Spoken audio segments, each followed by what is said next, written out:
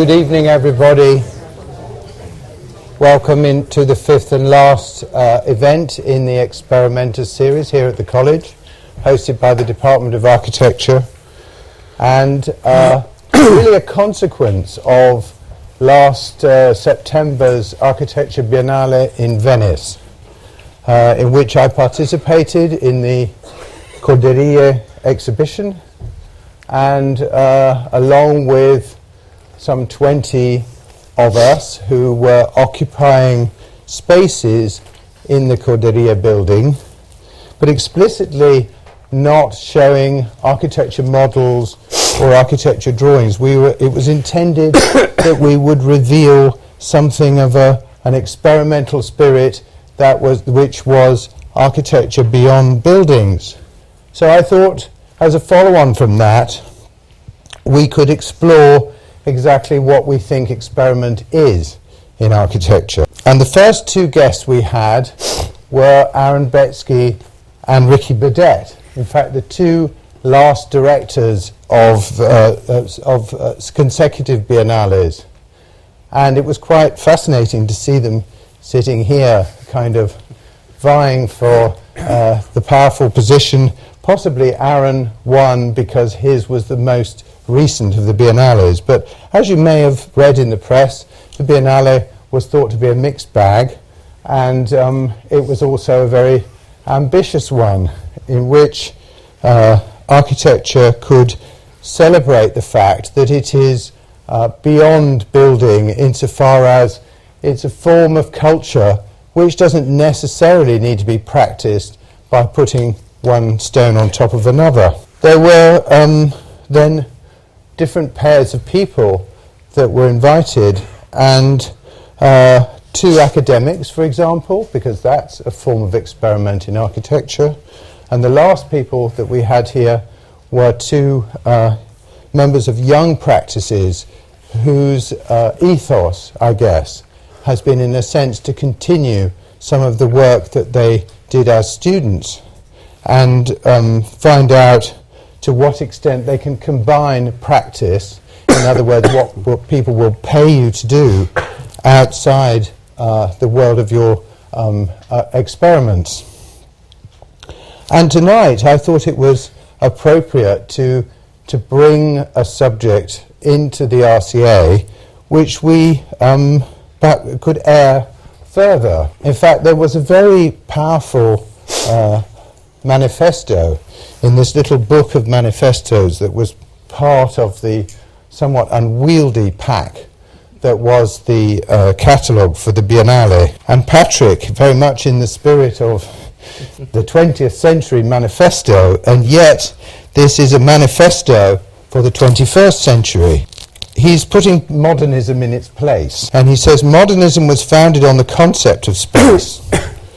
Parametricism differentiates fields are full, as if filled with a fluid medium. We might think of swarms or liquids in motion, structured by radiating waves, laminar flows, and spiraling eddies. We would like to think of swarms of buildings that drift across the landscape. I think he suggests that parametricism is the new paradigm, and indeed it may well be, and I think it's a subject severely worth paying attention to. Then our other guest, Lars Sperbrook, I came across several years ago with an extraordinary building that looked like a whale that was on the edge of the seafront, which dealt with the subject of water, and in doing so made a complex interactive environment, which I confess I've never visited, but I've certainly visited in my dreams. It was actually made, I mean, he was, as far as I know, the first person who succeeded in making a building, a real space, that actually had some of these qualities that we study here, but sometimes in the abstract and sometimes with teeny-weeny experiment. Here was a whole building that would actually respond to your movements and perhaps even to your thoughts. Lars, I think, is one of the most poignant practitioners where what I was speaking about with young practice is actually turned into a grown-up activity, where you continually push the boundaries of what is possible within architecture, and then find out the degree to which it can be built. Anyway, the format of the evening is this, that I've asked each of our guests to make a short presentation of 15 minutes, and they both protested about the 15 minutes, and but then, as it were, for it to turn towards a conversation and ultimately to involve all of you. So I'd like to ask Patrick Schumacher to make our first presentation. Please welcome Patrick. Thanks a lot, Nigel, for the introduction and for inviting me and Lars. It's a great pleasure. Lars is one of those guys I highly respect in the field, and we have been kind of conversations.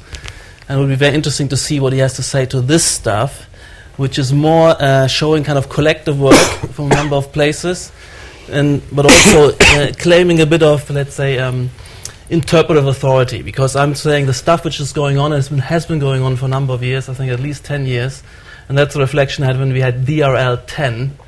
It's been so consistent and so homing in on the same kind of groove and following through the same aims that it's about time to call that something. Because I want to continue for the next 10 years at least to go down that same kind of line. And I think interesting Aaron called for manifestos, and that's a kind of slightly outdated term. I would rather speak about research programs, but I'm bringing it back another kind of outmoded term, the notion of style, and I interpret style as research programs. And I will try to explain that in a few minutes. I have a few pointers here. This is the structure of the lecture. I will kind of race through it. The first point to make is the difference between parametricism, which obviously denotes a style, versus just parametrics as a technique. And then the next point is then to see what is the relationship between techniques and styles. Then my interpretation, why am I talking about styles as design research programs? And that is particularly avant-garde styles, because I'm also insisting that the discipline is structured, at least for the last 40 years, in terms of the division of avant-garde and mainstream. The next point is a bit more kind of tough and profound, let's say, the historical significance of parametricism. Because I believe that's an epochal style on the level of modernism, and I'm arguing that some of the phenomena like postmodernism and deconstructivism were kind of transitional episodes. And we have a kind of long wave of research. Then I will move on to point towards 5 agendas where I feel that where I'm pushing parametricism forward already for a number of years with vehicles like the Design Research Lab and other places. So 5 original agendas, let's say, for parametricism. And the last point is something where once you've kind of broken out and broken new ground with the kind of movement and it's maturing, there's also time to look back, to look at the internal references of architecture, to look back at the history of architecture and see how this ties in. And I think that's something I'm sharing with Lars, who's also been doing this recently. So if I go first, but before I'm going through these 6 points, first of all, that thesis, that parametricism is the great new style after modernism, that postmodern and deconstructivism have been transitional episodes, and that we are really looking at a new wave, a long wave of research and innovation. The essential innovation of parametricism in architecture is that all architectural elements become parametrically malleable. We're looking at blobs and NURB surfaces instead of cylinders, cubes, and pyramids, as Corbusier still thought constitutes architecture. And the difference is, of course, that these kind of blobs and NURBs and donuts, etc., are inherently adaptive to each other. So the striking advantage here is that parametric malleability can be utilized for internal integration, where things kind of start to inflect and interact and interarticulate with each other, and also achieve external adaptation with these systems. And I'm just going to show how this manifested. No time to comment on these images on different levels of scale and program, urbanism and large kind of sports fields, more urbanism, cultural buildings, and how they're embedded into kind of a fields of various sorts. Internal organization that continues, deep and malleably structured, continuously differentiated spaces, but also be looking at not only cultural building, that's the main kind of vehicle of avant-garde research, let's say, but also we start to look at some of mainstream work like office buildings, the courthouse. We're looking at a new building in Beijing, for instance, an office retail complex, which uses the blob as a new kind of primitive, malleable primitive, to create a kind of architectural generic kind of model. But we're also looking at towers, and I've been writing about the differentiation of the tower now along its vertical axis, the way it ties in and binds in. We're looking at infrastructure projects like airports, bridges, but also going down the scale in terms of interiors. We're doing villas, installations, furniture. So it's also an industrial design paradigm to a certain extent. I can see that. You see that at MoMA, the new collection of industrial design items. And the same principles apply, and that's quite typical for a kind of strong stylistic agenda. And so I can say parametrism is universal, as was modernism. Just reflecting that this was all the work of Zardid architects of the last few years, and we're kind of escalating the game.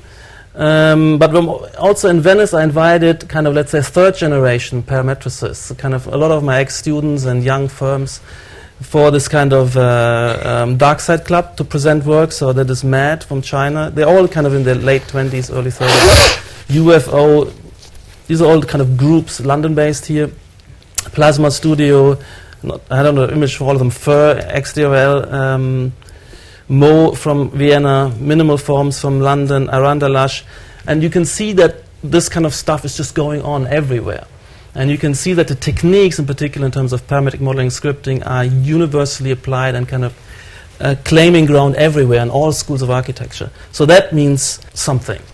But also I think there is, and just to kind of showing what's going on, the depths of it, we have, I would claim, at least the 3 last projects we finished at Zardid Architects are good examples, built versions of which fulfill the kind of tenets of parametrism. What they are, I come to later more detail. But the idea that a train station, which is usually in the modernist terms, would be kind of just repeated along the track, and therefore would always be kind of sit odd and not able to register context. Here we have a kind of, let's say, generalized building plan, which is, or genotype, if you sometimes speak, which is then kind of adapts itself and differentiate itself according to different conditions in terms of the underground station, the overground station, the station on the slope, and this arrival station. And each time there's a kind of base system, which is a kind of roof interfacing with the concrete platform, and they kind of meet, and the continuities of one to the other are utilized. So you can see here the different stations, they all share certain features, but they're all kind of versions of each other and form a kind of parametric family, if you like. The second one is the Chanel Pavilion. It's a kind of donut shape, one of those kind of blob figures, but then it's kind of asymmetricized, because at one stage you kind of move in, it's then kind of differentiated into an internal world, and precisely this is kind of the new kind of primitive, made malleable, made kind of complex through a series of moves, but maintains a kind of coherency. And the third one I would say is the Zaragoza Bridge, a bridge which is able to kind of cross on a bend, is able to adapt to a kind of island in the river, and has this inherent asymmetry of unfolding from an entry point into an exhibition area, where the exhibition starts to kind of build up, if you like. And again, it's a kind of architectural setup where various subsystems kind of interarticulate, are responding to each other. This kind of creates this kind of spaces. And to a certain extent, we're saying parametrism has arrived, is starting to arrive in the real world, and competing, claiming ground, and having a series of, I think, high-performing solutions. The maturity of parametrism, so I'm kind of not saying this starts now and that's us and only we. It's a kind of something which has been building and going on for quite a while. And that's typical of, let's say, what I call the long wave, where this is not a fashion. This is really cumulative buildup of virtuosity. The tools are brought on to something which was already a desire, which was already building a series of concepts, a formal repertoire, tectonic logics, and it's really been going on since the early 90s, if you like. But it is different because the parametric design systems are also used by, I would say, late modernists like Foster and others, and they're used by engineers. So there's a difference here which has to be emphasized. That's why I'm saying parametricism as a kind of style which is about to generate complexity rather than to cope with complexity. one of the kind of differences, I would say. It's tectonic design versus facade engineering. It's explorative design research versus just problem solving by whatever means necessary. An explorative design research means you solve the problems, the tasks you're given, with a series of a priori hypotheses, with a series of kind of a priori impositions. To make that contrast clear, for instance, here Foster is using parametrics. That's the only way to build this, but it's all about taking out the complexity, having some kind of inconspicuous neutralization of the differences which are inherent in that geometric figure. And I juxtapose to this kind of model, where you start with a kind of differentiated surface. You don't want to use parametrics to kind of neutralize this, but to amplify those differences, to accentuate and exploit that. So there's a real desire here to differentiate the surface. And you can see here that the kind of network of bars and this is one of the Vienna students' project, creates a series of ribs here, a series of kind of grids here, becomes chaotic here, and it really modulates and accentuates the underlying surface. And I come to that as one of the principles. So the emphasis on differentiation, on deviation, amplification, rather than neutralizing compensation. And that is signaling that this is a style. There's some kind of will to form, if you like, but this is means something in terms of research, because only this way you can really test the hypothesis if you ruthlessly and tenaciously stick to it and try to tackle everything with it. The relationship between style and media, if you reflect back, as I said, the parametrics is not what is going on can't be reduced to the availability of the techniques. Some of these desires have been formulated before these techniques were available, and then they've kind of been jumped on to extend and escalate what has been going on. So that's important. Parametric sensibility is there, which pushes these techniques and draws these techniques in. The relationship between styles and design media is interesting. There is this kind of relationship where a new style kind of thrives on a new medium. That has to be admitted, and that's important to understand. So the Renaissance was in terms of perspectives, Baroque in terms of projective geometry, modernism, axonometry, parametricism, generative parametrics. But of course, what is interesting, if you look at this kind of jump from here to here, the media is kind of in a ginormous expansion. So we must expect really deep and serious consequences from that. And that's, I think, what is going on. Why am I calling styles a design research program? What does it mean? First of all, you have to distinguish avant-garde style, of course, only are these kind of design research programs. But what they do, they establish the conditions for collective research, where everybody kind of starts to home in and wants to participate in that. It formulates pertinent desires, and it frames and poses new problems. And this is important, and it strategically constrains the solution space. So we're tackling the kind of new levels of complexity which urban sites now we're confronted with, the kind of institutional complexities, multiple audience, so on. We have new kind of problems, but we're also saying we're no longer using certain techniques from before. We're no longer using the kind of modernist technique of separating the functions and arranging. We're no longer using kind of collaging and interpenetration of undigested and unreflected systems. So there's a lot of kind of things which are taboo, and that's what makes this. Engineering would use any means necessary to tackle a problem. A stylistically forged research program is narrowing down to sharpen the hypothesis. I think that's very important to understand.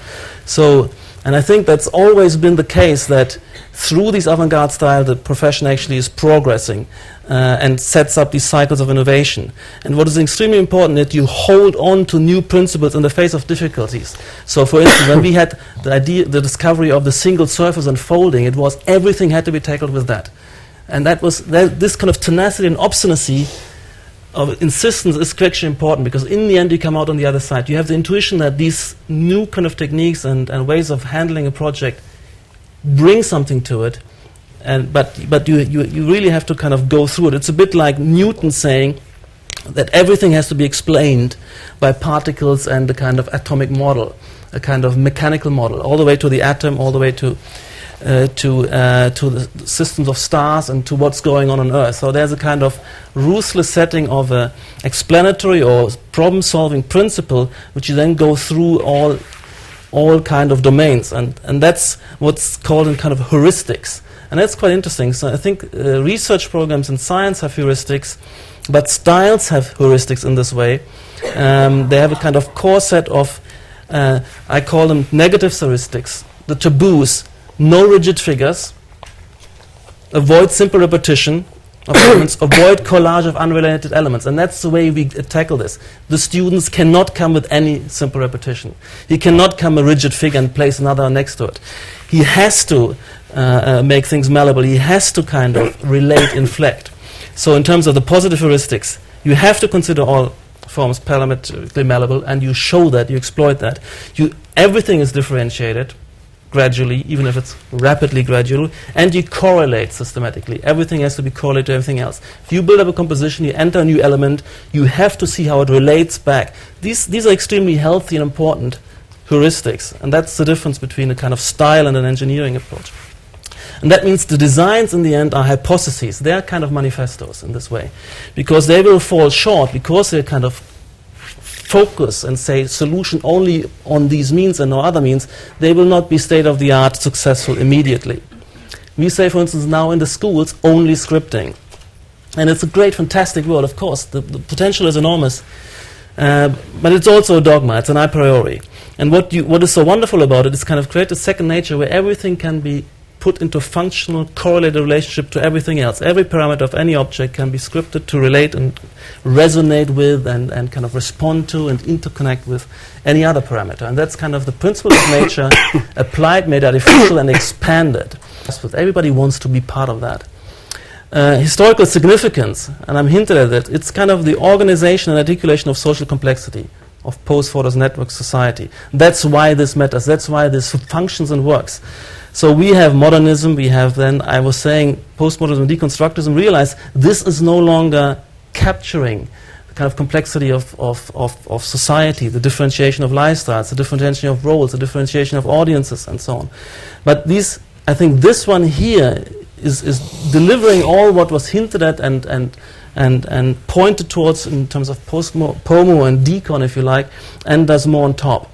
It's recuperating this. And so we're moving from this kind of world somewhere into this kind of territory. Now, the world doesn't look like this yet. It looks like this only on everybody's drawing board currently in the world of architecture. But I'm saying that this is an epochal style. There are kind of transitional styles like decon and pomo. There are subsidiary styles, shifts in sensibility within modernism. For instance, you had brutalism. Other traditional styles were expressionism and art nouveau between the kind of on the way to modernism. Okay, so what's going on? This can no longer capture what's going on in our social reality. So there's a lot of order, but there's lack of complexity, and that means it's disorienting in terms of expecting and navigating modern society. So that's off. What we have instead, you have this kind of agglomeration because the previous is no longer desired. Now you have this kind of total cacophony of unrelated elements. And I think it is kind of, it's complexity there, but there's lack of order and it's equally disorienting. That's what goes on everywhere. And what should go on? And that's, of course, the idea of a complex order. And we look a lot at nature. There you find actually the kind of the differentiation, the richness, and the order and the correlation, and the kind of navigability of these systems. And Zaha had this intuition in terms of landscape formations, and these were all hand-drawn kind of quasi-landscapes. There was kind of biomorphism, nature-morphism initially, and we have a lot of these projects also recently. I just go through them with dunes, and we still work like this. It's still legitimate, I think, and bunches and branching and bundles and corals, and these are all kind of competition wins, museums we've done and doing, and the kind of porosity of rooms within rooms and courtyards and atriums and rock formations and erosions and so on. Each of these became a kind of project. I recognize one single precursor to parametricism, which is Frei Otto. The form-finding systems, that's what we're actually now trying to do. Computer simulations with dynamical systems, with scripting logic, and of course these animation software, all these tools are derived from simulating nature. Hair dynamics, hair flow, elasticity, water body. So these are perfect, and they're delivered to us. It's a much more synthetic kind of richness and versatility what Frei Otto was going for. For Otto, form finding is highly delivered to structural performance, for instance, And I'm saying we don't need necessarily be bound to that. This becomes a kind of artistic project nearly of articulating complexity. Of course, structural performativity should not be kind of gone against, but this is the kind of world. This was kind of all the research at the A before. This is the Vienna research. This is the Innsbruck research, and we're creating these kind of second natures. These are all script-based, so we're saying that kind of only scripting. Within that, what's going on, we try to have particular agendas which escalate that ambition of parametricism and go to new grounds, let's say, where I'm saying emphasize certain features where the research should go, to sharpen the taboo, the kind of dogmas in a sense. So one is the parametric accentuation. It's very important, this idea of accentuating that whenever you lay another system on, you correlate, and for instance here the way the kind of tessellation accentuate the three-dimensionality, in a kind of hyper three-dimensionality, or accentuating the way the kind of geometry flows, or here very, very literally, just by pleating, for instance, at the edges, to the degree to which the curve tightens, the pleats get kind of deeper, and you get the kind of a much more beautiful body, much more accentuated, the flow, the main direction. This is kind of you enhancing the legibility and navigability and elegance of this body here. Or here, for instance, you take a topography and the network script kind of traces and responds to and therefore accentuates these peaks on valleys. We had this image. Here you go further, that the kind of network of sticks gets another kind of color coding embedded, so that which gives it a heightened kind of sense of depth. This kind of accentuating paradigm, let's say, should be used where I'm saying now we should really emphasize multi-system correlation, multi-system setups. No longer the kind of simple single system of fluid, but have something here, for instance, which has multiple system integrating. And there's something, because it's difficult, it's a great design task, particularly in research and student setups, because it's so easy to get the single system elegant, you know, one swarm of birds, one kind of wave. But look at our bodies. We have kind of bone systems, blood vessels, skins, flesh. There's a whole integration of systems and subsystems. And to bring these into correlation, that's possible, and it's a great challenge. And I love that. So I'm always saying now, I'm no longer accepting single system solutions and go into multiple. So here's some of the fluids, 3 different kinds of fluids. Instead of just interpret them all the same, interpret them different, for instance 2. Or in this case, work through 3, 4 systems which interarticulate, driven off the same data set. It's always just the particles, it's always just the velocity, density, vectorial direction as a kind of base set, and each time interpret radically differently.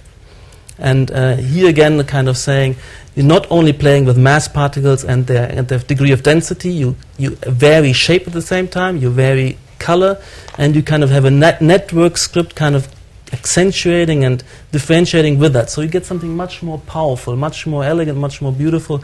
And I think in the end, you have redundancy of understanding and navigating the system. And these are the kind of models we're pushing. Interarticulation of subsystems, not only urbanistically, but also in terms of a thing like a tower. We're developing a genotype where the differentiation of one system here, for instance, some kind of skeleton mesh on a tower, is picked up, is developed, responds to curvature. Then the way the floors are laid in, the way the voids are pushed out of this, responds to curvature. Then there's a kind of development of the floor system and voids through it, and then there's a kind of substructure system of ribs. And so you build and correlate and script one system upon another, and you get something kind of intricate and elegant and organic.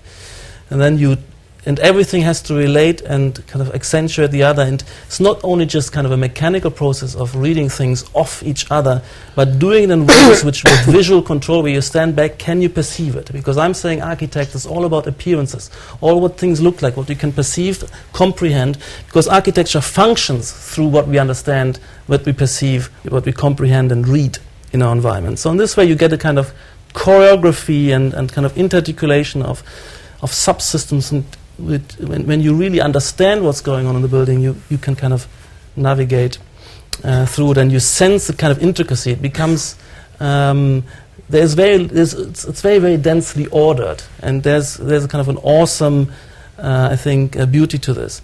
And here again, kind of trying to work with multiple systems, hard surface systems, soft systems, pleating, etc., rather than just like we started with, just these kind of fiberglass bodies. Bring in the next layer. This is just one more point which is very interesting to me, which I'm pushing. Not only in terms of the parametrics, I'm calling for parametric figuration. Not only look at the object parameters, the geometry or its kinetic movement. Look at ambient parameters, light particular and light sources, and look at observer parameters, shifting of angles and views and cameras, etc., which change the perception and change the constitution and composition of something, and work with that.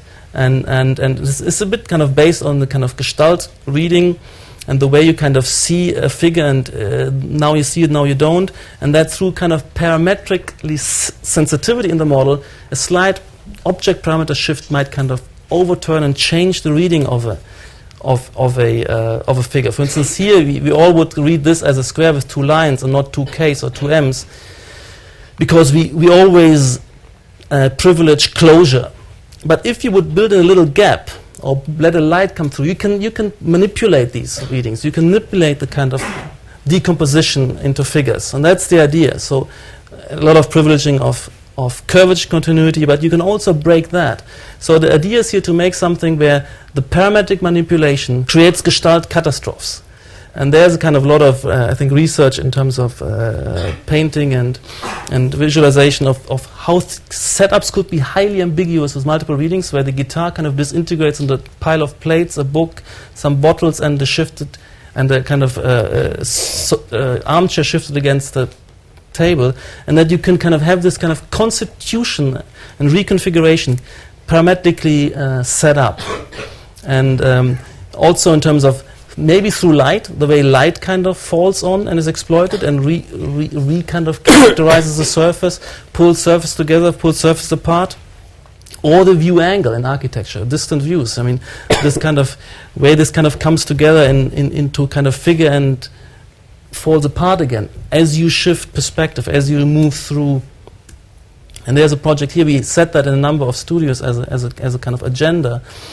For instance, here you have a lot of continuity in a kind of an urban setup, which is then sliced up. So these continuities are still there, because if you break a figure, we always complete figures in our mind, is still there. But then these fragments and suddenly they are part of that continuity, but they also generate a kind of their own identity. And suddenly that pops out as a very, very strong autonomous figure, which kind of looks upon itself. At the same time, these shapes are kind of part of a larger continuity. So to play with these vexing moments, from one view it's a kind of autonomous icon, from another view it just blends back and camouflages back into a kind of system. And some of these are just more kind of urban setups of clusters of towers, maybe a bit exaggerated, but setting up distant views, and then these deflections here, they're all top heavy, here they're all bottom heavy, here they are top heavy from one view, bottom heavy from another view. Then 4 cameras are set up, and there you have a top heavy, a bottom heavy, and a kind of center heavy, let's say. And this is the same kind of setup, and from different perspectives and different approaches. And you can also do that it's also studied in facades, for instance. It's very interesting. Here you have 2 setups, a kind of circle packing and a grid packing. And then the way, as you pull it into the third dimension through these kind of extruding these fins, you get something very interesting, where a kind of grid in oblique view becomes a circle packing. And then as you turn, and you can imagine a camera moving around, and then kind of becoming back a grid, or becoming even a kind of agitated wave landscape. But you can also do the opposite, take an objective circle packing and turn it back into a grid, for instance. So these kind of games, and we have, I'm still continuing with this research, and there's some very interesting new kind of aspects here. This was just adaptive environments we've done, and of course in urbanism all these things come together, accentuate in multiple systems, and particularly the figuration, the phonology comes into play, and we have lots of these. We had the 3-year cycle on responsive environment, the 3-year cycle on parametric urbanism. And in Vienna and Innsbruck at the DRL, and of course all triggered by the office where we had these large sites to play with. This challenge from the past, which I'm calling it. So we've kind of moved on and created a whole new kind of universe. And then suddenly I look back and see the kind of what has classical architecture to offer in terms of the ruthless degree of order and precision. In the way everything is proportioned and modulated over centuries to build up something kind of highly sophisticated, where all the kind of the way the openings and doors and furniture, everything is integrated into a kind of very, very highly ordered and seamless spatial and tectonic system. So that's, in terms of build work, nearly kind of unmatched. Of course, what we're doing is more rich. These are repetitive base. There's a lot of modularity, and we are trying to have a continuous differentiation, and the beginning of the building would be highly different from the end of the building, but there's something unmatched and powerful here, which I want to challenge myself, because if I look at these works and I look at our buildings, I see our buildings are blown apart by lots of pragmatics, lots of unresolved issues, lots of kind of undigested, formally undigested, unresolved things. And the wonderful integration of the seaming and tessellation of the stones with the kind of structure. It's a Baroque, it's a Rococo. No way you can go from Gothic to Baroque. There's no way. I think there was equally stunning, equally integrating the windows, the items, the ornamentation, the tectonic details, all the materiality, the symmetries, all the kind of migration of ornament and formal language through all systems, the kind of universality of it, the precision of studying it, the introduction of color. Art Nouveau, I still feel like this. So, and I mean, look back, which of our work matches that? Maybe there's one or few, but I set this up and showed it to students, say we want to generate this richness, we want to have this intricacy of order, we want to have this kind of level of precision and order, and try to kind of escalate the game in terms of differentiation. So these are first kind of hints at something, and I said but deliberately only interiors, have a totally kind of interior world and kind of block out the kind of complexity of the outside and introduce color. And can we kind of, is parametric at a stage where it kind of take up that challenge of some of these kind of masterpieces? Thanks. Okay.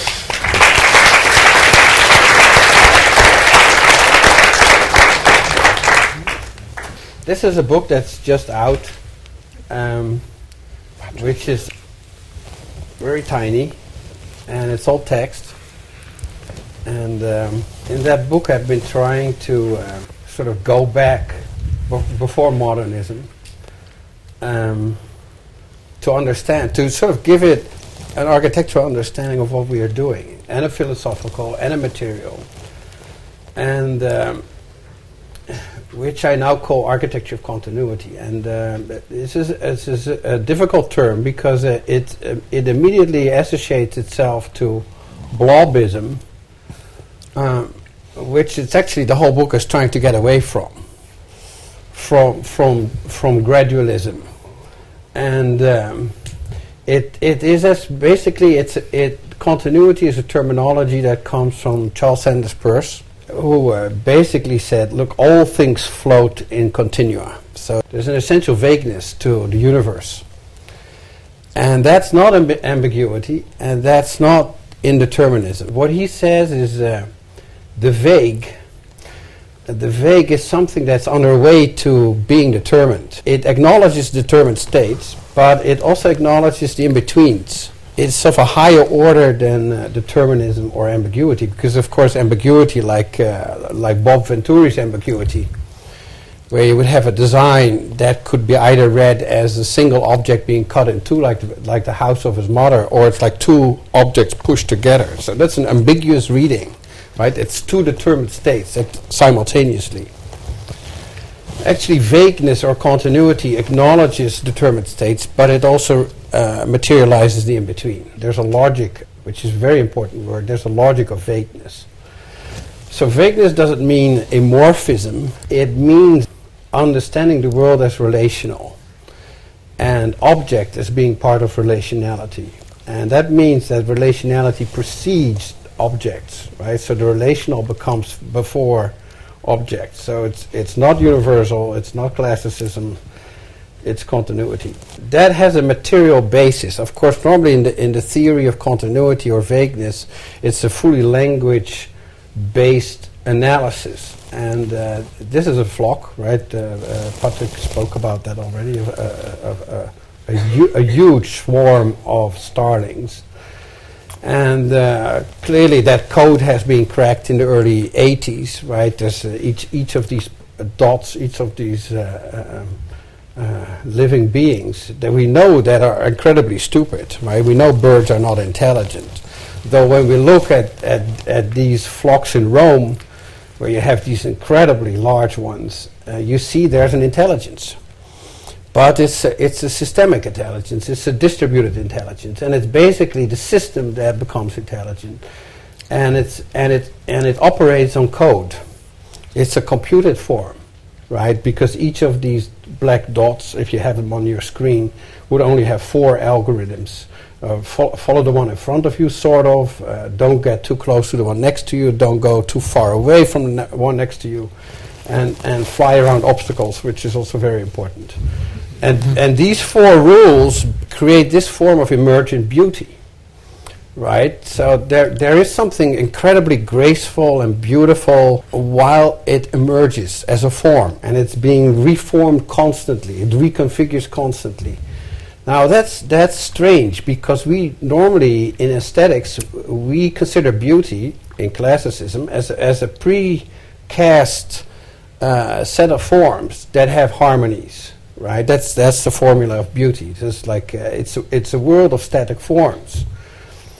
When, let's say, this type of thinking emerged in the 1740s, which we call Enlightenment, right, the start of biology and chemistry, the whole world flipped from a world of beauty to a world of forces, which is in aesthetics the world of the sublime. So we're looking at storms, we're looking at mountains, we're looking at the abyss. Suddenly this world is toppled over, and instead of looking at static forms, we are sort of thrown into this vast universe of forces. Both aesthetics have a problem, because one is a world of precast forms that only allows you precast enjoyment of beauty, right? And the other one exposes you to so many forces that the experiencing body just totally freezes up, which you, of course, you know from Caspar David Friedrich, where that single body, looking on the back of that body, is totally frozen up in awe. It's a sort of shock and awe of aesthetics, right? The sublime.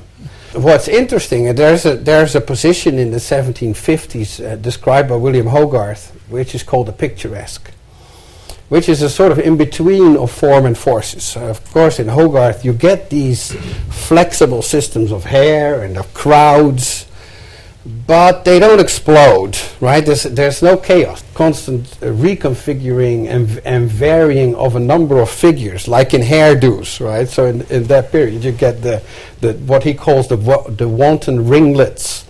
You get an aesthetics of curvature, but not of single curvature, but what he calls the serpentine line, but of interrelating curvature. So that's something else than gradualism. That's something else than gradualism, because in that form of aesthetics, you get moments where that gradual variation of objects actually hits on certain thresholds, on states of being organized. And I think that's really important, because, of course, we acknowledge this as a self-organizing system, right? Can we find self-organizing systems? But what I'm really interested in is can we find can we sort of look back in the history of that? Because modernism, as described by Patrick, is really that world of the sublime.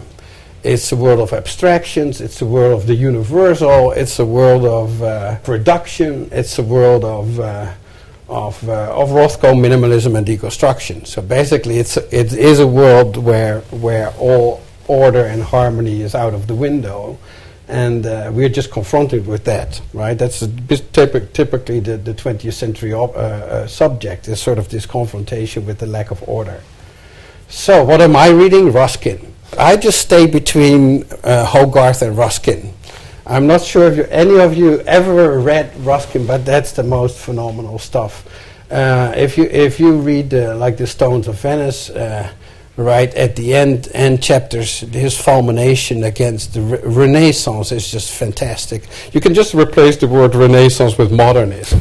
So he says, look, what is Renaissance? Is this unwholesome quest for perfection. And he calls it a total form of imbecility. So that's Renaissance for you. So what's really interesting with Ruskin is that he says, look, there's this incredible form of architecture, which is of course the Gothic, and then it all goes down with the Renaissance, and we never returned from that, right? There's this incredible pit that we all fell into of precast, unvariable, repetitive forms of design. This is from the Modern Painters. Is a fantastic volume on mountains, of course. Now, what's interesting in Ruskin, he looks at mountains not as a part of shock and awe aesthetics. He's not looking into the abyss. He's actually looking at fractals, and he's just indexing all the mountains with all the ridges, with all the curvature. And it's like you read Mandelbrot from the 1970s. Where he's like totally exact. He is as exact with mountains as you can be with buildings. Now that's no joke, because of course you see that diagram on the top right, where the diagram of a mountain, that fractal broken line, that picturesque line, that line of variation and imperfection, right? That's the words of Ruskin, variation and imperfection, actually can both create a mountain, and on another scale you see that the contour fits exactly of picturesque architecture. Right, so that diagram of variation splits two ways, of course, in nature and in architecture. On the left, you see that it can also erode, right? So you can also start with architecture, and then sort of, instead of understanding that this as erosion, you have to understand it as generation, where a building becomes mountainous. Though Ruskin is fantastic at crying constantly. Right, with every mountain, with every building, with every block of marble, with every Gothic, he just starts crying, and he's a feeling person. So this aesthetics of variation and imperfection is one of feeling. This one is one of feeling, but that doesn't mean he becomes imprecise. Right, imperfection is not imprecision. He's actually extremely exact, and you see that the work of Ruskin, like Gaudi's and like William Morris's stuff, is actually pre-configuring computing. This goes directly to Mandelbrot, that goes directly to Lindenmayer systems. The volume on trees by Ruskin is very exact in notating the branching and bifurcating algorithm that creates trees. It all ends with Ruskin, as far as I'm concerned. There's no modernism, there's no streamlining. That's a deep pit of stereotomy. If we just can be a bit more precise, the world of materialism and the world of complexity and materialism is not one of stereotomy or gradualism or sculpturism, it's one of tectonics. And tectonics basically means you have material agents in their flexibility. They can find each other and start configuring and creating patterns. I'm going to skip like super quickly through, because you saw a lot of architecture already. I should have just shown the diagrams. Marvin Minsky, I just skipped that too. There you go, William Morris, The Nature of Gothic. So, of course, Ruskin, being an incredible weirdo, has this chapter in the Stones of Venice, and it's really weird, because the whole Stones of Venice is advocating a Mediterranean form of the Gothic, a classicist form of the Gothic. Now that's his big mistake, right? There's no way that you can have the Gothic exposed to Mediterranean light, which is the light of the sky and of metaphysics. No, you have to be Nordic. You have to be in the bush, in the forest, in the wetlands, under grey skies. That's why Gothic is so over-articulated, right? So it's an architecture of barbarism, of Goths, of Vikings and Celts, And that's why you need to see it. So suddenly there's this chapter in the Stones of Greenwich, which is called The Nature of Gothic, which has been republished by William Morris, of course, in this beautiful, in 1892, you can see over there. And there's this incredible page in the Nature of Gothic, because now, let me just go one further, because this is another book, and then I will go back to Ruskin. This is a book by Willem Worringer, right? So, I give you 10 years in the 20th century, 1911, and then it all stops. So Willem Worringer, the inventor of expressionism in architecture, and what's so incredible is his expressionism is always read as a sort of precursor to the Blaue Reiter and German expressionism, but it's actually all Gothic. So the line of force is the Gothic line. He breaks with Albertian classicism. Why? Because it separates abstract structure from felt organic ornament. So what's the problem of what he calls abstraction and empathy? That's of course the title of his thesis, Willem Worringer. Right. So there's the world of abstraction, of mechanical forces, right? That cannot be made felt because it's an abstract geometrical structure. It has to be made felt by ornament, right, which is organic. So in Albertian concepts of beauty, you have to have both the world of structure and abstraction on one side, and the world of organic and curvature on the other. So you get that world of empathy and the world of abstraction at the same time. Now, what's so interesting about the Gothic, Worringer argues, is that they don't make that separation. They don't. It's like ornament exists at another scale level. It's not that tiny little textured element, right, that crawls over structure. No, it is itself structure that becomes alive. Right now, this is German vitalism. This is the last advocate of Lebensphilosophie and German vitalism. You see over there, which is in the middle of this text, you see in this vitalized geometry. So, what Alberti could not solve, right, by having the vital life on top of geometry. No, he says no. Geometry itself becomes alive. That means that the world of ornament, of curvature, and the serpentine line now suddenly inhabits structure itself. And how does the Gothic do that? By creating a vagueness, by creating something that doesn't have columns and vaults and friezes and architraves and all these prefix classicist elements. It has ribs, venation or tracery, right? It has ribs. Now these ribs are nothing. And Villers-le-Duc always worried himself sick that these things were structurally not real, right? Now we go back to Ruskin. He is like, this is his chapter on grouped shafts, right? He says, look, if you just look at what tracery does, instead of having one window like in classicism and then having proportional variation, you can have tracery. That means you have the ribs configuring and figuring all these different types of windows. Instead of one window, there's suddenly millions. That's what Ruskin says in The Nature of Gothic. Instead of having one column that you see over here, you suddenly have millions of columns. Why? Because the ribs are grouping and bundling. When they're grouped, that you see over there, below there, right? So you see that bundling becomes unbundled. You see that bundle becomes unentangled, right? Distangled, and it starts to weave. It starts to weave and becomes a vault. So it's not like in classicism where the column is prefixed and where the vault is prefixed. No, there's this constant variation, which is a very important word. There's this constant variation of the ribs, but the ribs are always in a state of many. Right? There is always a multiplicity of ribs. There's an abundance of ribs. And these ribs are not just gradually varying. They are not just gradually varying. They hit on singularities. Right? So the bundled state is a singularity. The woven state of the networked vault is a singularity. So you have two things. One is parametric deformation. Right? The Gothic is a digital nature of Gothic, this.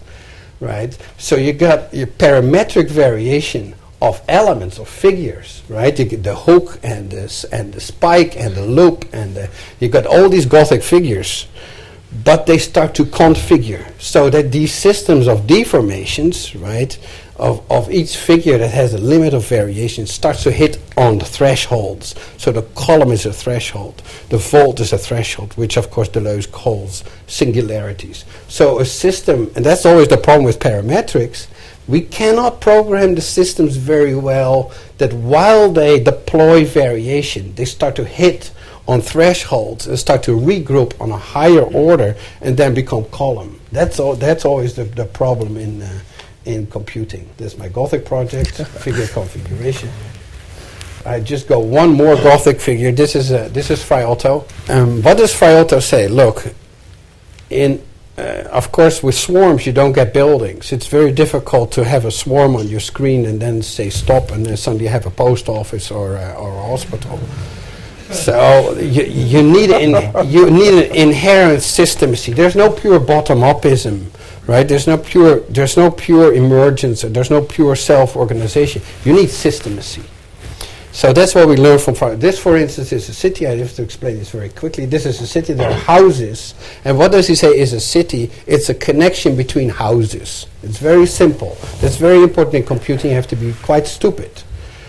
So you program it very simply. You say, okay, all the houses are connected. So from each point, you go to every other point, which of course is silly, because if you go somewhere in a city, you have to take detours, right? There's no straight line between your house and the supermarket, right? So you take detours. So this is already, let's say, very simplistic, right? Now it gets worse, because he takes all these lines, he makes them 8% longer. Because he says that's the average amount of detouring in this city, right? So it gets worse. Now he takes that system. You see, this could still be drawn. This could be a drawing, right? But you see here, these are actually threads. These are woolen threads. He takes that system, which is on a ring. He dips it underwater. So there's parametric variation. So underwater, there's parametric variation being deployed, but nothing happens. They're just being varied. Right? So he takes it out of the water, and what happens is, because the water has these cohesive forces, it inhabits the wool threads and reorganizes them. And you see here, there's emergences, and there's roundings, and there's patches. Again, singularities, right? So this is just still deconstruction. This is just Eisenman with curves, right? Yeah, this is parametrics in its infantile state. Right, we go from classicism, we go from Karlsruhe, where we go to Dubai, but we need to go like one step further, which is deep Africa, right? This is deep Africa, so we're calculating with matter. Now this is really interesting, because if I redraw this in AutoCAD, this is like 100 miles. This is 108, of course, 8 being 8% too long.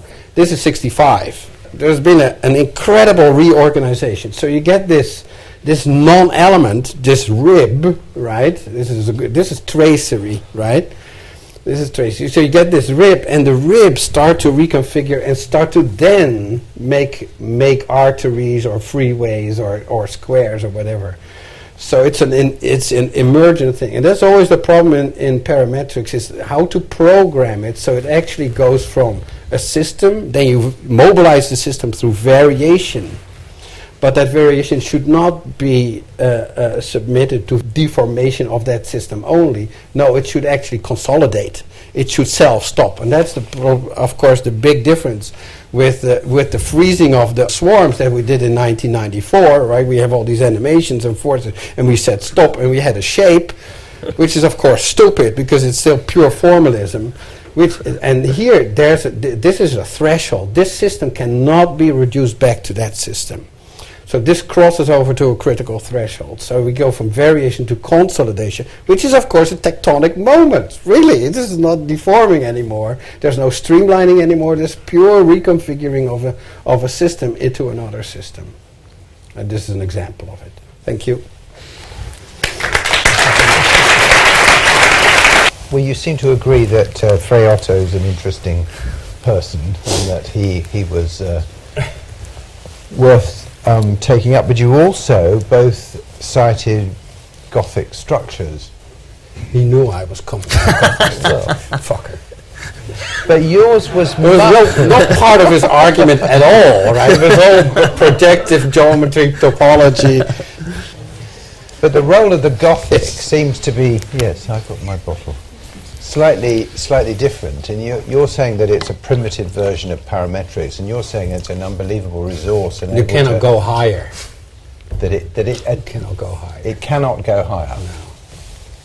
So the old battle then, if it cannot go higher, the old battle between classicism and Gothic is very much alive. Yeah. And we have a Yeah. new situation where we've got a kind of battle for styles, Yeah. which, you know, you're asserting Gothic within your argument, but Patrick, you're asserting that parametrics is the new style.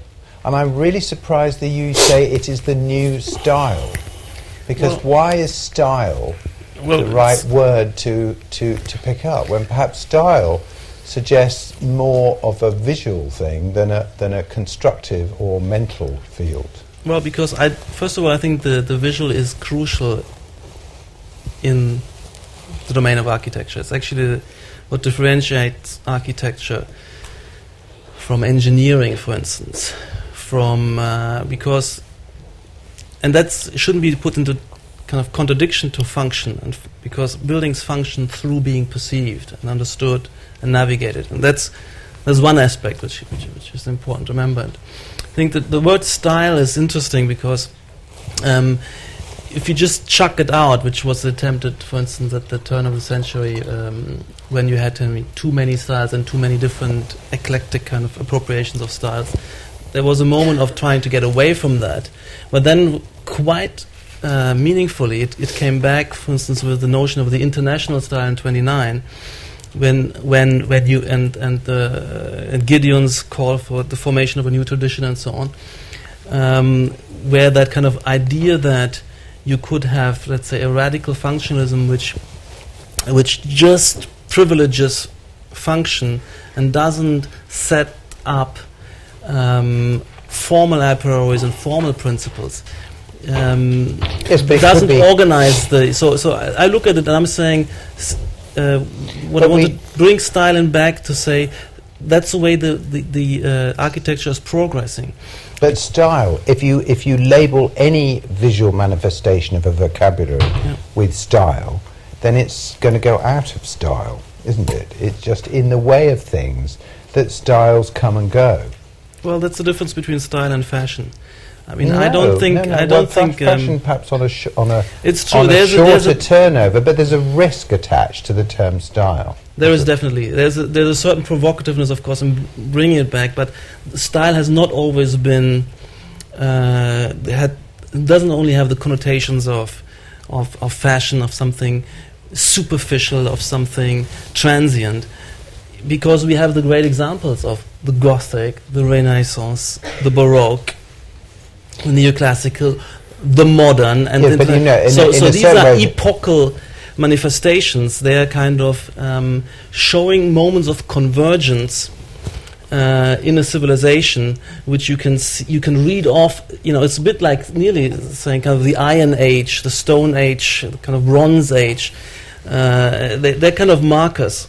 Okay, but I'm saying that there's a certain kind of rolling shifts as Lars expand. Well, you both did. This shift in cultural tendencies that may stem from social ideology or political forces or notions of power, whatever, that cause changes that result in style.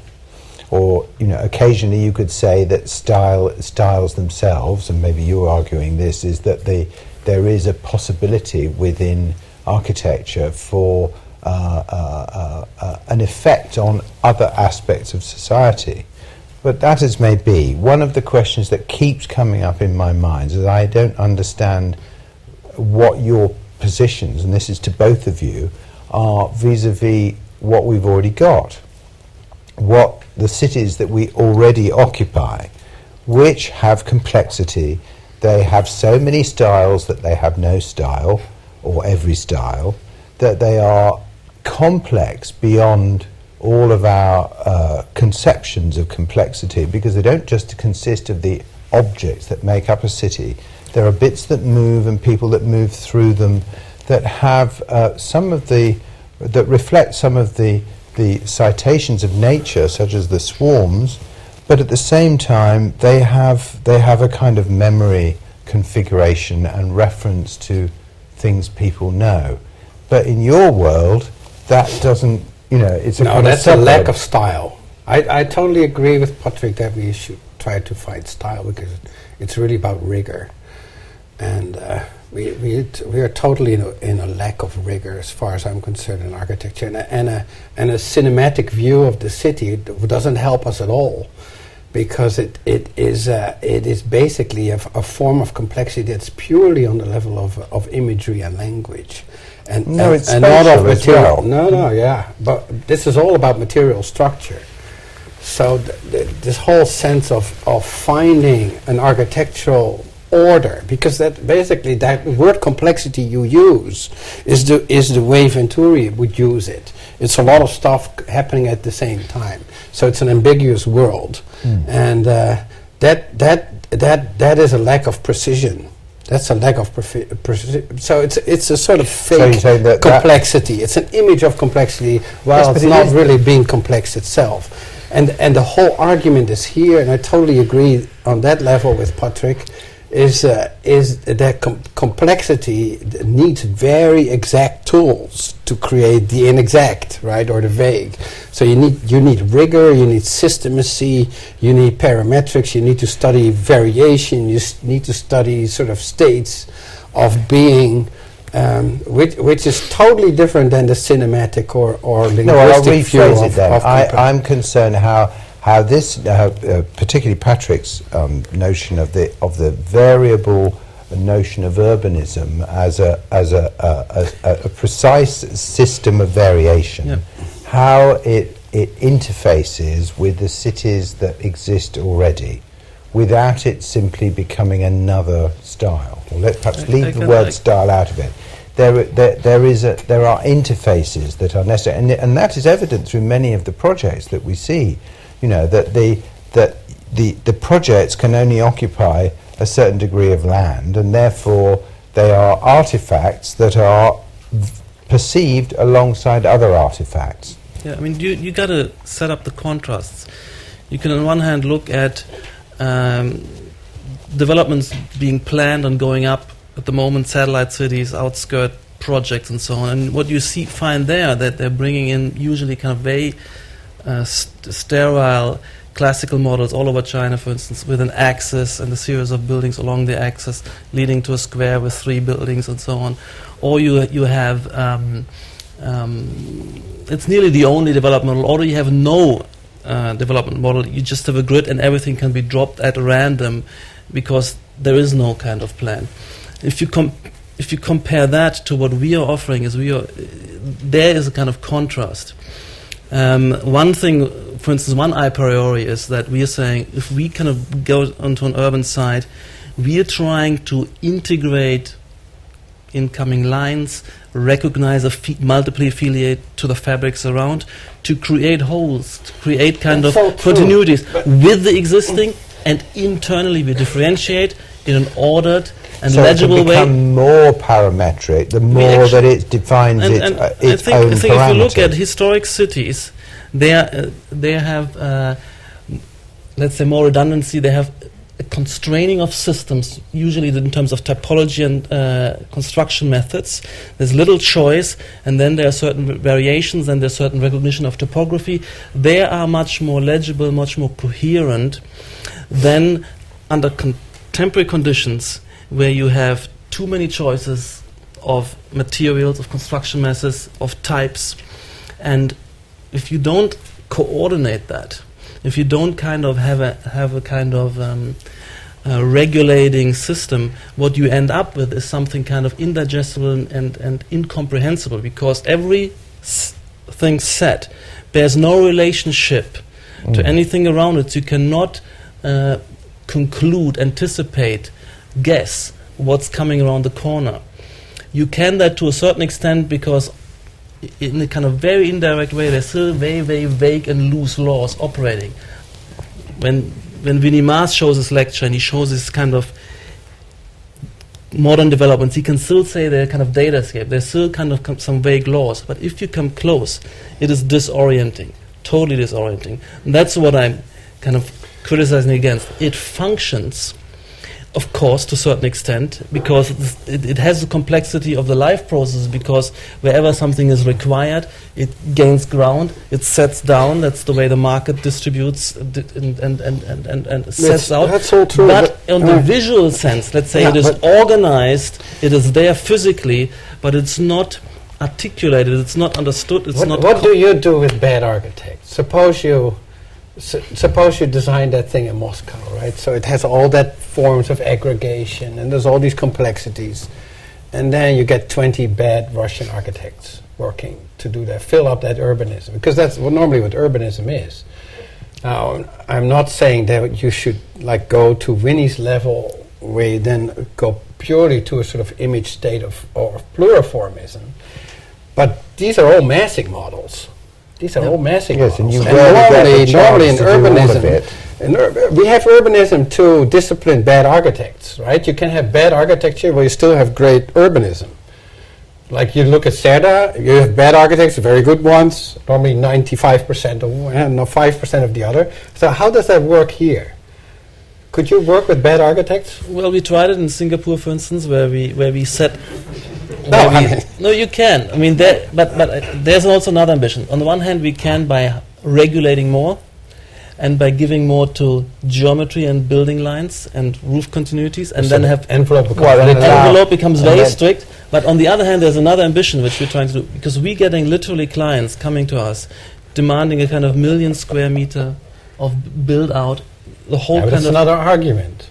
And that's an interesting challenge, that we have the tools and techniques and the principles to take that on and make that. No, my question is really: is it urbanism or is it mega architecture? In that case, mega architecture. In the second case, we do both. We do urbanism, where we struggle against the erosion of that formal order, and we then recoup. For instance, in Istanbul, where we recouping and setting kind of other thresholds to still cope, to still impose some rigor and order. And then on the other hand, we're having mega architecture, which is an interesting challenge. You have such projects. You have, Mies doing kind of 10 blocks in Chicago and so on. But they quite quickly, he's running out of repertoire. It becomes kind of disorienting to a certain extent. So we are saying we are set up to do mega architecture because it's a task we're asked to do. We're having these large sites. We're having clients demanding whole fields. And So I think it's also of an interest. But would it be possible for other architects to fill the outlines that might be part of one of your mega architectural urban fields, or would you be unwilling to allow others to interfere with it? Well, that's a difficult question. We have these models where we know that will happen, and you have to be robust in, for instance, setting up all the pedestrian paths and demanding participation in pedestrian bridges, or demanding... You have to make more demands. You have to demand entrances, for instance. Or you have to demand building lines to be respected. And of course this could always be blowing apart. Then it totally disintegrates. But the models, the mega architecture, no. We have to be controlled all the way through. Yeah, but but this is still an interesting model. You're advocating style, right? But wait. You're advocating style. So suppose you would do the Forum Romanum, you would say, look, these are the rules to build your building. Yeah. That's what style does. It operates on rules instead of forms, right? Of course, there's forms, but then you give geometrical prescriptions to architects that might be totally incapable of stylistically solving a round corner or a round roof. Right, which is pretty difficult, huh? May not want to. Well, but the interesting thing is, if let's say if the kind of group of parametricists, if this really universalizes, I think modernism worked. Modernism, you could build up, because the principles were shared, they were ingrained. You could let one follow the other. Be carrying forth a kind of agenda, a principle. That could also be because... I can't believe you're saying that. You could have people coming in, being sensitive, grasping the opportunity of the next block, following on the continuities, Yes, correlating, working yeah, within the set working of within codes. the paradigm, let's say. I remember I lectured once in Thessaloniki, and they really recognized what I was doing. They said, look, there's Greek universalist geometry, right? What you're doing is German stuff. This is like red forest stuff. That's what they called me Teutonic, right? Riemann, Gauss, all that, because it's local geometry. It's the geometry of the local, which is not universal. It's totally unmodernist. It's really barbaric, local vectors on a point. It can never be a new modernism. It's really a totally upsy-turny of modernism. But Lars, This blissful whiteness that I've been seeing, and when you're functioning as an architect, do you relish the fact that your objects, your buildings, are seen against a background of older buildings, or do you prefer to see them in a world that is defined by the way you see things? Yeah, there's basically there's two ways of looking at that. One is looking at locus as a locus of forces, as a node of forces, which is a material view, almost a blind view. The other one is again a linguistic, semantic one that says, look, context is about harmonizing imagery. It doesn't have to harmonize necessarily. I'm for the first option. So I'm really looking at sort of forces, but not at context on a level of language. But I do believe in morphology. I even believe in typology. I like to resonate.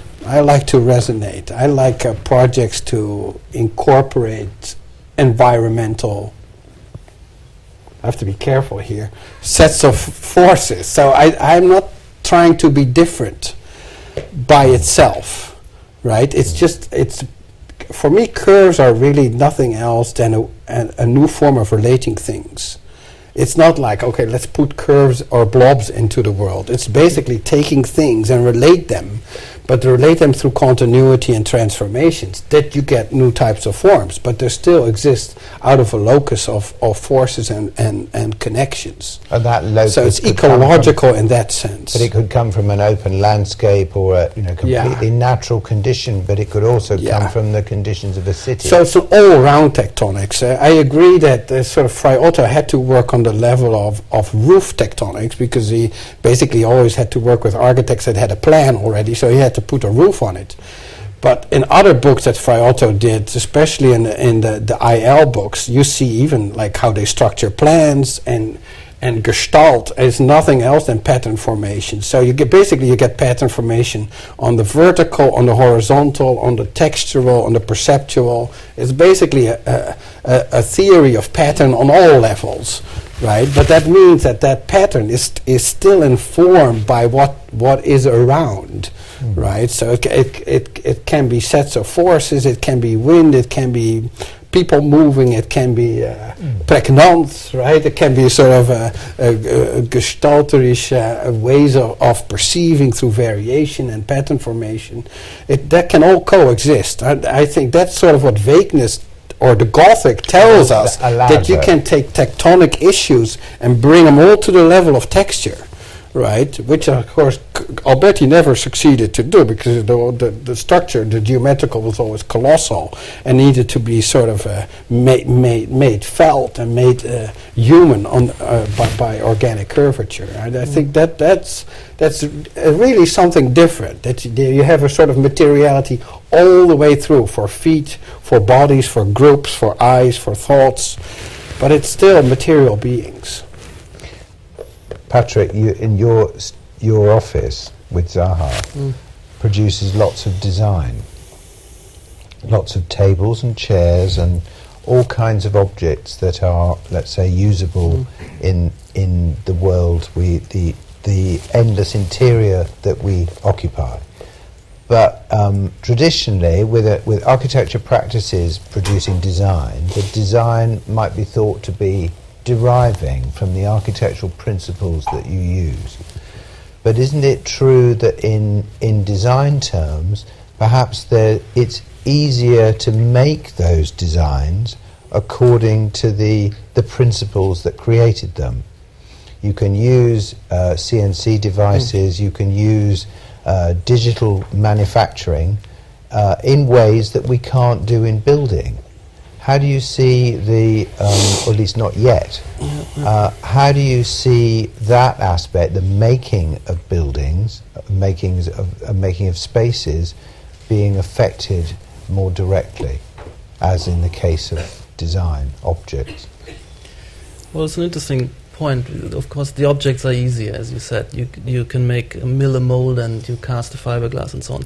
And that becomes quite quickly boring because it doesn't scale up into architecture where everything is created of multiple parts, multiple materials, mixed media, and that becomes an interesting problem for architecture, how to deal with the junctions, the joints, the seaming, the shift of materials, and we craving in a sense, starting as I said in this one image, to bring that into the furniture, to make them more complex. The furniture, in a sense, I've always been interested in the furniture as a kind of integrative layer, a layer of transients within a series of layers which build up to the building finally. But the ways of making and the challenge in architecture is a totally different order of complexity and order of design challenge, and that doesn't kind of so scale, is scale our up. construction methods for your buildings behind the technology and the thinking that produces them, or are there a certain way? I mean, obviously you can survey in using 3D information within actual space, but you still have to cast concrete. I mean, that's an interesting layer. I mean, a lot of people are very interested in, and I think Lars is one of them, the kind of structure logic, but also fabrication logics, and how they become inform the kind of tectonic articulation of the spaces and so on. And we have to be interested in because of the pragmatics of realizing the complex form, and I wouldn't want to go wholly against these structure logics, material logics, truth to material, and all this discourse. But for me, there's a clear hierarchy. That's absolutely secondary. I come in from the task of articulation. So it's an artistic project of these kind of form finding throughout. I distinguish myself in this way, that I'm saying I have this kind of dream of an artificial, synthetic, invented second nature of continuities which relate things, which belong to each other, but they don't belong to each other tectonically. They belong to each other in terms of the life process. So there's a strong emphasis. I'm driving it towards the semiotic, semiosis kind of, and a semiotic project.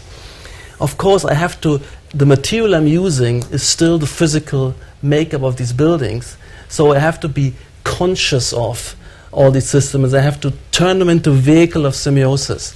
That's for me the ranking and hierarchy. But we are interested in the office, we do that. There's very interesting people who are working with material, new kind of file-to-factory technologies. That's very, very interesting. But the end game is a different one. And that's, I think, for you, the end game... it's really dangerous to separate articulation from tectonics. You cannot tie it to it. Then well, basically... When you display a structure. Tectonics doesn't mean structuralism. That's Viollet-le-Duc's mistake, right? If you see, like, Viollet-le-Duc is totally opposed to Ruskin, both obsessed by the Gothic and both obsessed by mountains and restoration and conservation. But Viollet-le-Duc is reading the Gothic like Peter Rice, right? Every element is determined. So he took out the flying buttress and replaced it by the space frame. You see him in Viollet-le-Duc, he's suddenly hybridizing Gothic structure by adding tensile rods and iron in there. Why? Because he is redetermining the Gothic. He got really worried about that element of articulation, which is the rib, right? The rib is not structural, it is tectonic. So I'm really separating structuralism, which is determinism, right? Every element is either plus or minus, either tension or compression, right, from what is tectonic articulation. Tectonic articulation exists, like for Zemper, on the level of fabric and textile, right? So the textile skin, which is a skin of varied articulation, is a tectonic skin, right? It's not that the tectonic is only the wooden poles, but it's also that fabric. It's a materiality all the way through. It's not just that structural moment of the columns. That's really not correct. So articulation and tectonics go together. And why is it dangerous? Because we have been living with 150 years of separation between high tech and between Foster and Hadid, so to speak, between the Polytechnique and the Beaux-Arts, right? So one is a world of artistic forces, the other is a world of real material forces. And I think that's really the problem, that these worlds have been separated more and more and more, and that one has become totally materialistic and the other has become totally artistic and pure on Einfühlung, right? Pure on empathy, on feeling forces and streamlining and connecting them through whatever. I'm interested in both. So it's not correct to say that's an unarticulated world, right? The tectonic. We shouldn't put. I think that's really the difference, is that we shouldn't put the tectonic in the structural mode, in a high tech mode. Well, right? It's not. That's not you where cannot be constrained fetishize to it. do so It's by- not self-sufficient. by insufficient possibility at the moment, but it doesn't necessarily mean to say we ideologize it as such. I'm simply asking what the gap is when you have between a the smooth thinking and the volume making. and you start to wrinkle the corners, that's artistic tectonics, right? It's an articulation of a line. Then I ask myself, why is it articulated in one direction and not in the other? Because now it's stereotomic articulation. So I'm trying to advocate both articulations in the same world, because I'm not against that articulation. I just think that world of perceptual articulation should coexist one that is material. Well, no, I think perhaps we all because agree you on still that. have a guy But that anyway, throws okay. steel behind Lars, that surface. perhaps we could have a bit of articulation from the audience. Go on. Anybody got a question? In the middle. Yes, I've got a question for Patrick. You mentioned when you were going to talk about nature, and you briefly showed a painting by Zaha. Do you think painting as a design tool has been made redundant, or whether it's really coming back as people sort of become more conversant with the techniques that you've taught? In a brief, I think it's redundant now, but it definitely was bringing in something beyond the kind of hard-edged drawing at the time. For instance, the kind of fading effects, for instance, the kind of bleeding of colors into each other, or the overlaying of where kind of an overlap condition was shown as a third shade, which was belonging to both. There's a number of effects, or the kind of dotting and the swarming of dots.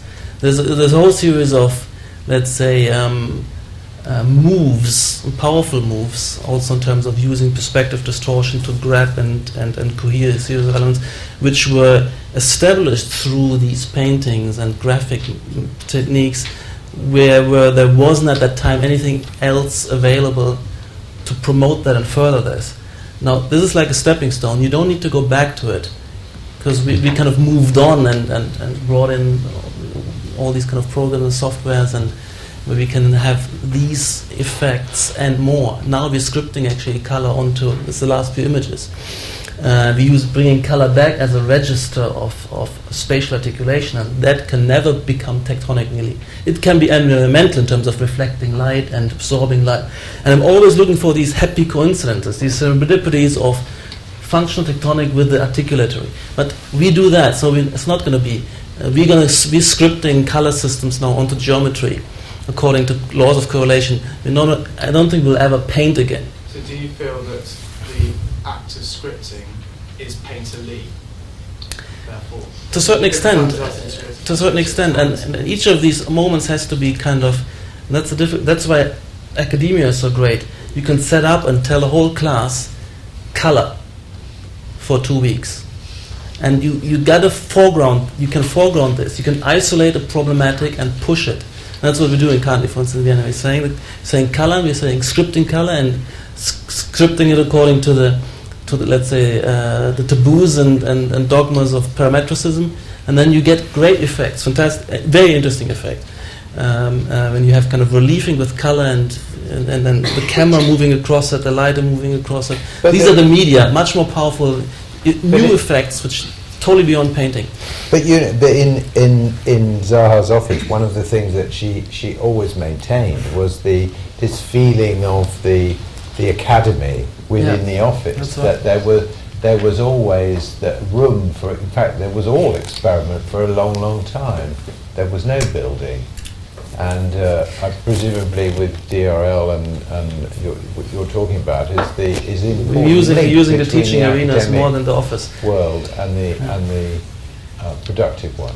Yeah, in the office, everybody is highly focused on producing stuff. Of course, it's still kind of experimental to the extent that the kind of project, the kind of clients. Well, you're too big now to be, or can't be 100% experimental in that. Not possible. No. Another question, please. Okay, this is for Patrick. You spoke of the design media for each movement, and you said perspective for Renaissance, Baroque was projected geometry, and so on. And parametricism is, what I understand from what you're saying, scripting. But with the way that you communicate the parametric style is through a lot of it through perspective, because it's through photography, it's through imagery, and then that's reappropriated by students or other people who see it and recreated in a digital environment, which is inherently perspective, not scripting. So, I mean, where does that seems like not quite so pure and rigorous. No, it's cumulative. Of course, Baroque was still had union perspectives and still the modernism. So there's these media cumulatively building up, and what is the new potential, of course, is parametric systems and scripting. But the perspective is very interesting to us. You can render all these views. You can set cameras, and you can have camera movement.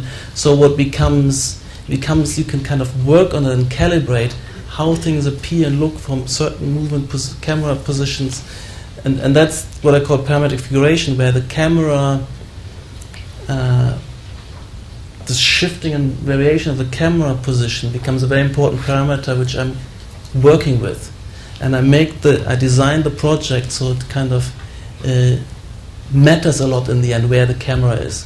These things are still within that, and I can script geometry through looping through what appears in the camera frame, etc. So there are things, there are tools like isovists and other tools which now work with the visual cone as a kind of parameter and feedback and so on.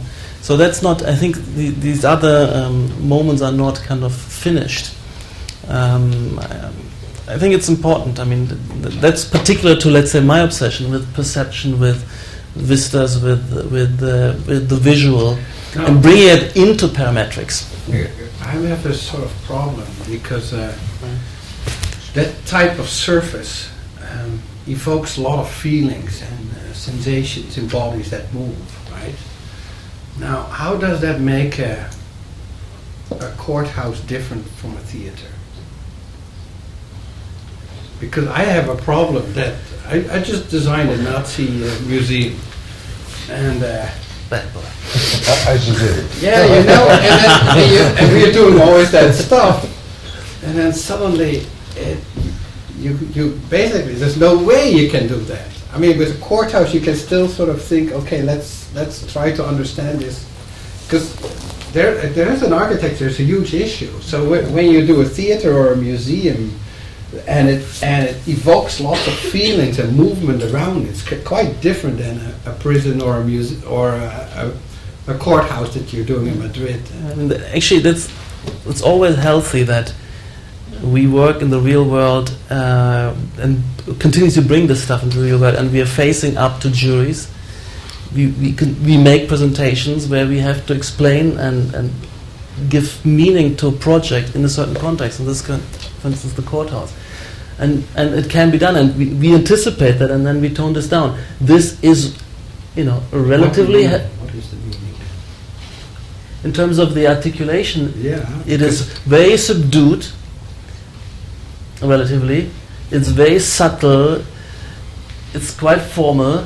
It takes a cylinder. There's certain manipulations. It registers certain degrees of transparency. So if you rehearse that, it's quite interesting.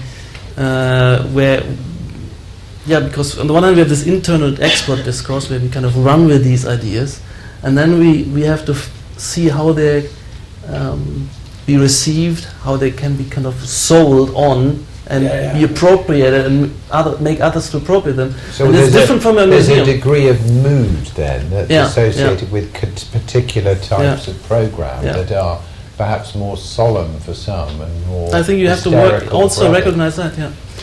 Yeah, but Character. There was a great category in the history of architectural discourse which has been kind of faded out of the limelight, but it's something atmosphere, character, expression.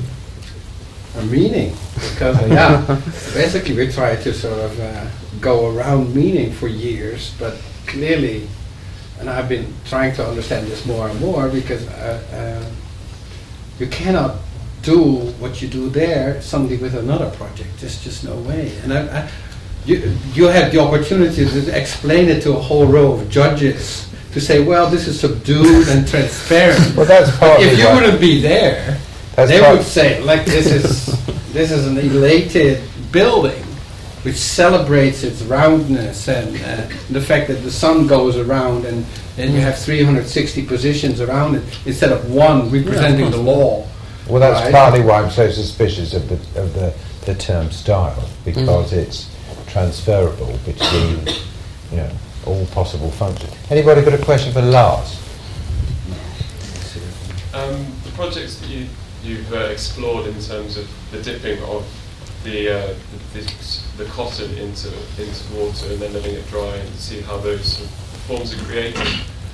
I'm slightly confused. Are they just explorations in terms of, to an extent, form making, or are they in terms of programmatically? How would they actually work as such? And basically, we never just look at program. So we never get 100% program. We get structure too, and we get perception too. But for me, the problem was with these years that I did this analog computing, was sort of trying to understand the material basis of computing. It doesn't mean you can dip a building, right? There's no way you can have a lucky streak and dip and then get like the building. There's so much redundancy in these systems, and the amount of variation is so huge. That's one of the reasons why I went to the Gothic, because the constraint, let's say, on the amount of variation on the figure is so much more precise and stylistic, right, that it gives you actually much more precise tools of articulation. And it was always very difficult to see what in a system is actually variation and what is randomness. Because, of course, the variation makes it pass over that threshold into that system C. But we couldn't really sort of get a clear idea of why there were so many emergences, why there was so much porosity. We couldn't really figure it out. And that means programmatically you have a problem. Because if you cannot sort of make all these holes, right, you can maybe cover a few, like with communication spaces or rooms or whatever. But if you have 6 too many, it's hardly possible to start redipping the system until you get 42. Right? So even like with the World Trade Center, where we had 16 threads, and with redipping, we got like between 28 and 7 nodes. And it was almost impossible. So that's the reason why we went to scripting, right? So but we always did it like through studies of what was materially happening. So what is the length of the merging? What is sort of the angle? What are the sort of the minimum and the maximum state? And that you can program. And then you have suddenly a design which is not a building, but it's actually an organization with buttons on it. And you can set it, right? You can tune it to a certain program. So that's how we went from analog to digital. Well, I think I'm going to close it at that point because we're nearly on 2 hours. I think you'll agree that it's been an extraordinary and wonderful, if still in the process of formation, a discussion that I think is fundamental to thinking about the architecture of our time. So let's thank Lars Sparebrook and Patrick Schumacher very much for being here.